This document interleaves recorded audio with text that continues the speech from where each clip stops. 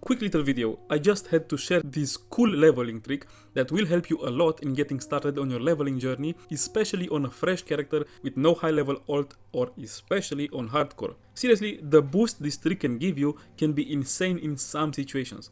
There are a few catches though. First of all, you basically need to be in Mulgore, so if you're not a Tauren, it's kinda hard. Not impossible, just way less convenient. Second of all, this farm is very good for shamans, warriors, and still okay for druids. But hunters, the other race that Taurens get, it's a no-go. They are just too weak early on. So yeah, not many requirements on paper, but it ends up being super niche. Basically just Tauren warriors, shamans, or druids can easily do it. I mean, you could do it even as like a dwarf hunter, for example, but you'd have to be insane. So what the hell am I talking about here? Well, what would you say if I told you that I got to level 11 on a Tauren druid in 3 hours, leaving the starting area with 5 gold, full 6 slot bags, a bunch of herbs for my alchemy profession, and just to top it all off, fully geared in greens. Nothing too major if you already have a high level character that can send you all of this stuff like it's nothing, but especially if this is your first character, and especially on hardcore where this jumpstart can mean the difference between life and death, yeah, this is no small deal. So here's what I did. Right after hitting level 6, I started farming 2 spots. First is southeast of Bloodhoof village, then northeast. The 2 camps. You know the camps, goblin, gnolls, ogres, pretty standard mobs. These mobs themselves do not drop anything crazy, mostly linen and copper, maybe some greens if you're really lucky. What you will be focusing on are the chests. For some reason, in Mulgore, the chests respawn every minute, and they are super close to each other in these 2 camps. If things go smoothly, I was opening 8 to 9 chests every 10 minutes.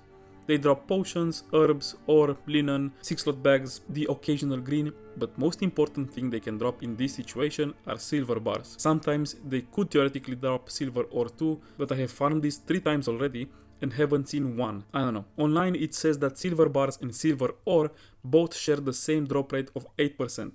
Not sure how much I believe that, because I farmed this for almost 10 hours in total and haven't seen a single ore, but whatever. The lowest number of bars I got though was 9, and the best I have ever got was 25. So that is your first layer of RNG. Second layer of RNG is the value of the bars themselves. I've seen them sell for anywhere between 6 silver and 45 silver a pop. No idea why they fluctuate so widely, but they do. So your gold per hour can vary a lot depending on market and drop luck. That said, worst case scenario, you still walk away with more gold than you'd normally have while leveling pretty fast. At level 11, just from raw vendoring and no auction house stuff, I usually get around 1.5 to 2 gold and over 10 6 slot bags looted, stacks of potion, linen, herbs and ore. And that's without going out of my way to mine or gather. All of these just from the chests. The mobs also hyperspawn and are pretty easy to kill. So grinding them is honestly faster than questing. And since these camps are part of just 2 early quests, nobody really farms here and most people just come and go. Not that with such high spawn rates there could ever be a shortage of mobs, but you've got the place for yourself 99% of the time. If you follow my route and luck is average, you'll hit level 11 in about 3 hours with roughly 4.5 gold, a full set of bags, plus a nice start on your professions and some greens you wouldn't normally have. And another bonus, the chests can drop fine scimitars, a low level sword that some twink players buy for fiery weapon enchants for the level 1 characters. I have sold one for 2.5 gold and I've looted like 6. It's like a mini lottery. They don't usually sell, but sometimes it happens.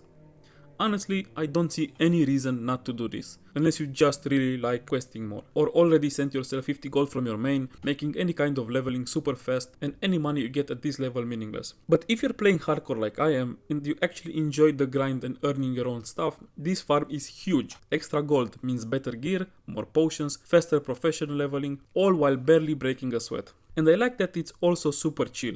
No running around, just stay in one spot, kill mobs and loot chests. Everything respawns fast enough to keep you busy, but not so fast that you're constantly panicking or ever in danger. I'm sure this could be optimized if you're into speedrunning or efficiency. I am not. I'm happy getting to level 11 in these conditions, but you could do it even faster and get even more gold out of it.